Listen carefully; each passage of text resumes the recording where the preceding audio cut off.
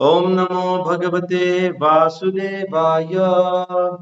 Om Namo Bhagavate Vasudevaya. Om Namo Bhagavate Vasudevaya. Okay, so today we have a special topic, very powerful topic, and I'm going to speak about that. Thank you for being here. We are speaking from Srimad Bhagavad Gita, and there is a very powerful, fundamental shloka from the fourth chapter of Bhagavad Gita, which speaks about death, because death is, you cannot avoid death. You have to die. That is what we all think. Now, the question is, what is death in reality? What is death actually? What's going to happen? This is a very basic, fundamental question. But the modern science, modern education, they don't really speak about what happens after death because they have no idea. Science has created so many technological innovations, but death is beyond. They're trying to understand, but so far, those who have said, those who have spoken about death, they have died. Great philosophers, great scientists who thought they can understand death, they have died themselves. So, Mrityu sarva haraschaham. It takes away everything. Mrityu. So, what is death? Let's try to understand from the most famous Bhagavad Gita, the universal spiritual book. As per Bhagavad Gita, death means we are going to change the body. That's it. Death means change of body. Who is changing the body? Atma is changing the body, actually. So, Atma has a body, the one that you see here. You are seeing me now. You see outside, you see different bodies, birds, animals, aquatics, so many people, everybody has. Everybody is a soul and everybody is living in this body, and death means that we have to change the body because the body has become useless. The body uh, has lost its power to sustain the soul inside for so many reasons, health reasons, or some accident, or somebody killed you. So many people get killed by others and then they have to leave the body. So death means the Atma is going, changing the body. Krishna says in Bhagavad Gita, Vasamsi jirnani yatha vihaya navani grhanati naroparani. Vasamsi jivani. We are all wearing these different bodies, dresses, and then the Atma changes the body when the body becomes old or some other reason. So this is the fundamental understanding. We are souls, we have bodies. Death means we move from this body to another body. It can be any body. We don't know. We don't decide what body we choose, but we have some saying. Okay, let's discuss about it. Now, it's like changing the flat. We have an old house, we have moved into a new apartment, and people move, and the house is the body. So, like that. So, now the question is, Prabhu, you said we are all souls. We don't die, we change the body, but what is the proof? What is the evidence? What is the praman? Okay, let me not speak much about this, as because you're all internet, you have a lot of idea about internet. There are a lot of videos in internet, where people, scientists, not mainstream, but there is a department of science which studies paranormal activities, after death experiences, near death experiences, and life after life experiences. A lot of examples in YouTube, you can go check many many detailed research on people who, after being very sick, ill in the hospital, they themselves have seen the atma comes out of the body and it sees the body, and they have remembered that they had come out and saw their own body, and then they entered the body again, and they have experienced. And many people after death, they have returned back into some other body, and they remember the past life experience. They can remember the place where they lived in the past. One pilot who died in World War, he took birth as a boy somewhere else, and then he started telling, I was a pilot, I flew this flight, I got killed, I got shot down, I died there, my name was this, my name was that. So much evidence is there. If you want, you can go check. I'm not going to talk about proof first. So this is all there. So many doctors have experienced. Okay. So soul is there, and the body is the dress, and we change the bodies.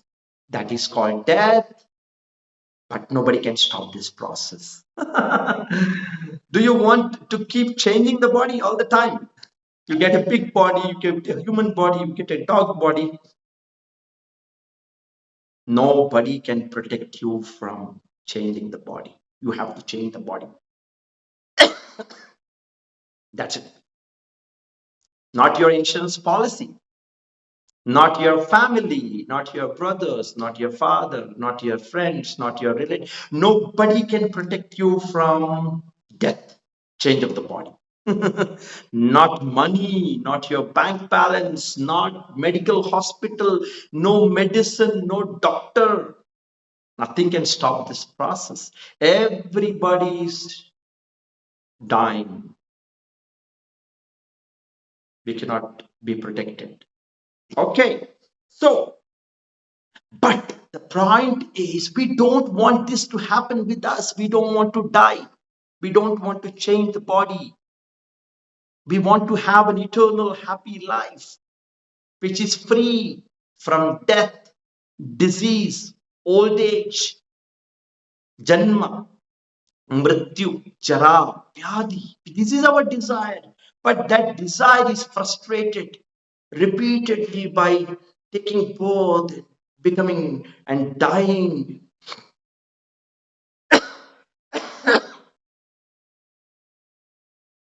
The problem is that we have desire to not die, not change the body, not become old, not become diseased, but that desire cannot be fulfilled in this world, my dear friends. That desire cannot be fulfilled in this world. Because Bhagavad Gita says, whoever takes birth here has to die, has to change the body, has to accept another body. That's the point. So we have to keep changing the body. But the question is, why are we taking different bodies? How this thing is happening?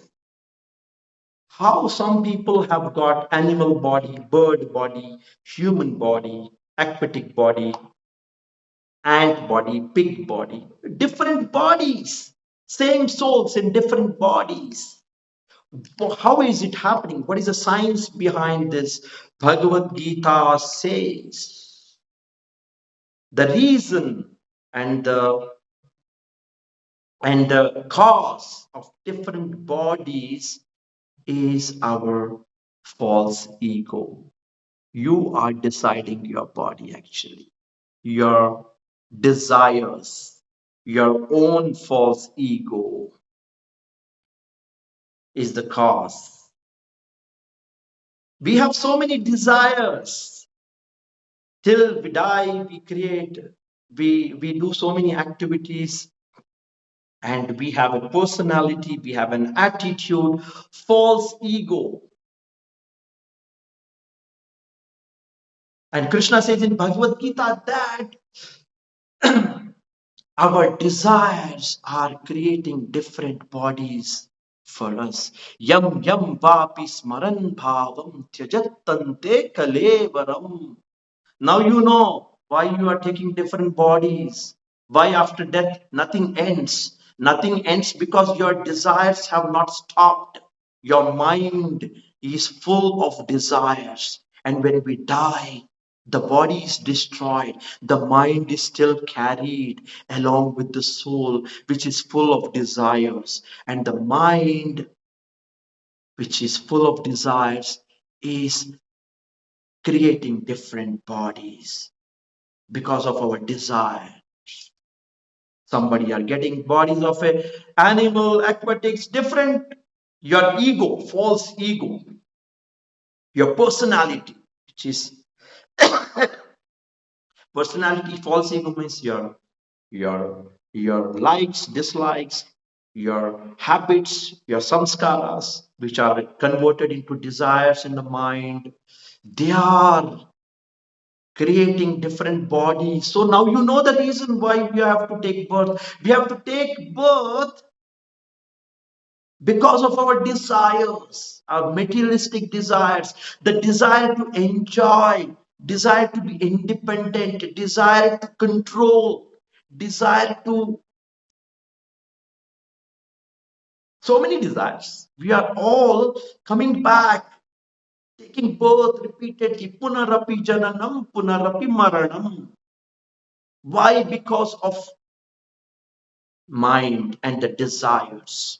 Yam yam vapi smaran bhavam. At the time of death, the whole life that we experienced, including all the past lives, they create a unique body for us according to the consolidated desires, the cumulative effect. And then you have to take birth. That means till the time we have this false ego and the desires, we have to take birth. You have to take birth. So now you understood why I have to die. I have to die because I have to take birth. I'm taking birth because of the desires that I have cultivated in my mind. And because of the desires, there are different bodies in the universe.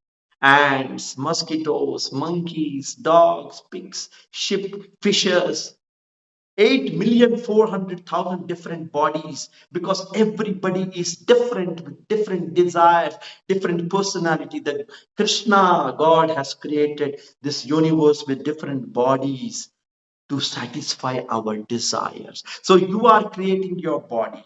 You are creating your the cause of your birth. And the cause of birth is your desire. And if you can stop, if you can destroy these materialistic desires, if you can free yourself from the false ego, then you don't have to take birth again. Krishna tells this solution. Krishna says, janma karma chame divyam evam yo veti tattvataha tyaktva deham punarjanma naiti mameti so Arjuna. In the fourth chapter, ninth sloka, Krishna tells the solution to the problem that we discussed till now, the solution to the problem of death, birth, the desires, the false ego. How to fix this?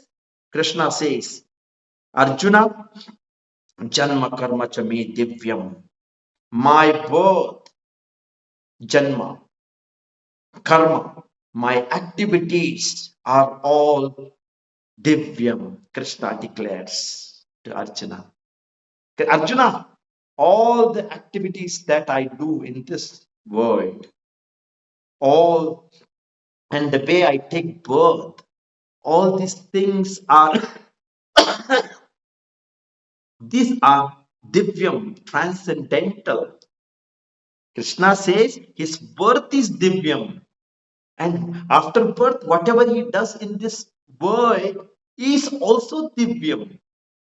And Krishna tells Arjuna that if you can understand my birth and activities as divyam, then the effect will be tyaktva deham punarjanma naiti. You don't have to take birth.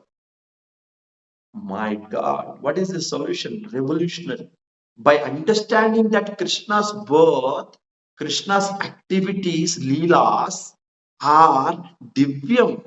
If we can understand them, tattvataha, not theoretically, not philosophically, not by reading books, we have to realize them as divyam. Then the effect is that we don't come back to this material world, because Krishna says after this life, no more life in this world. We go back to the spiritual world. Wow, amazing, powerful, revolutionary. We want this. We don't want to come back to this world.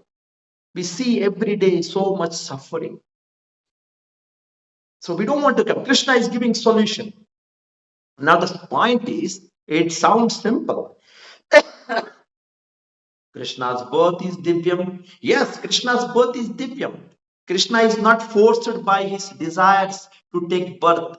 Krishna is not forced by his karma to take birth like us. We discussed, right? Desires, karma, ego. Krishna comes with his full independence on his own will. Why he comes, why he takes birth, why he does leelas? Because he wants to help us. He's showing compassion. Sometimes what happens in the jail, there are in the jail you find prisoners, and sometimes some big officials come and visit the jail and ask the people in the jail, are they okay? Can they do they need some help? Krishna also comes to this jail to help us by giving Bhagavad Gita, by giving Guru, by himself coming and helping us. So Krishna's birth is not like us. We are pushed into some body. We are forced to take some body. We cannot say no. But Krishna comes in his own beautiful Shama Sundara form. And he does beautiful leelas to help us, to show mercy, compassion. And his activities are so lovely. When you read Bhagavatam, you will understand Krishna and his activities. Krishna says, if you can understand my leelas, my position, Krishna is not an ordinary young boy. He is Supreme Lord. Ishvaraha Paramaha Krishna Satchidananda Vigraha Anadiradir Govinda Sarvakara. He is the cause of all causes. He is the supreme controller. He is compassionate to us. He wants to help us. He is God himself coming to help us. He's not coming here because he likes, because he has mercy, love for us. He wants to take us out of this world. He wants to free us from our karma, from our bad desires. So, what we have to do if you want to stop the death, you have to stop the birth. How to stop the birth? Understanding Krishna. Tattvataha. What we have to understand? That Krishna is God. Krishna is the supreme controller. He is the enjoyer. He is supremely independent. But is it very easy to understand Krishna? Because most of us, we read Bhagavad Gita and we try to understand Krishna. But we only get knowledge. But knowledge will not help. We want realized knowledge. Vijnana. Jnana means bookish knowledge, philosophical point. But Krishna says you have to understand me with full, deep realization. Just by reading Bhagavad Gita, you cannot understand Krishna, Tattvataha, Divyam. Because many people are reading Bhagavad Gita theoretically. So, how to understand Krishna really, Tattvataha, and then free ourselves from the birth and death? How to do that? How to do that? This is the question. Anybody wants to offer an answer? How to realize Krishna Tattvataha? I'm throwing the question to you. Yes, please. Anybody wants to say something? How to understand Krishna Tattvataha?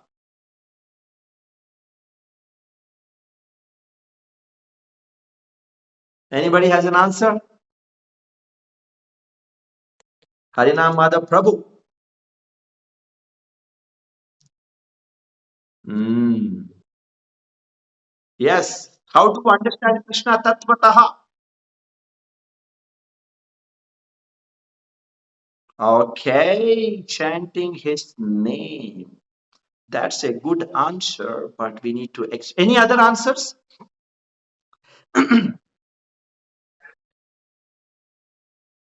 By understanding Bhagavad. Okay, let me make it very clear for you. It's very simple.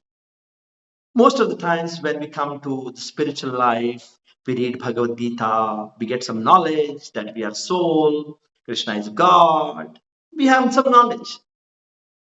And this knowledge, in order to transform that into realization, what we have to do is that we have to take the knowledge and then we have to apply the knowledge. Like, for example, children go to school, they learn physics and they read the books, they understand some experiments, they get knowledge. But they go to the lab and do some test and then they get the realization. Like that, to understand Krishna Tattvataha, it is not possible just by jnana. Jnana should be added with seva. Krishna says, Bhaktya mam abhijanati yavan yaschashmi tattvata. Krishna says, to understand me, you have to become a devotee. You have to do bhakti. You know God is Krishna. You know you are a soul. That's not enough. Now you act. You serve Krishna. By serving Krishna, Krishna will open the curtain. He is hiding behind the curtain. When we show attitude of seva with knowledge, we have little knowledge. Everybody has knowledge. But most of the people don't do seva till you till you serve Krishna. Krishna will not show you because serving means loving. We have to love Krishna. Then with love, when we serve Krishna, then Krishna opens his heart. We can realize Krishna. How do we serve? How do we serve? We know Krishna, we know Bhagavad Gita. Now Krishna says, Shravanam Kirtanam Vishnu Smaranam Pada Sevanam. Prahlad is saying in the Bhagavatam, Prahlad, how to serve Krishna? Chant his names. Hare Krishna, Krishna Krishna, Hare Ram, Ram Ram, Hare Hare. And then what?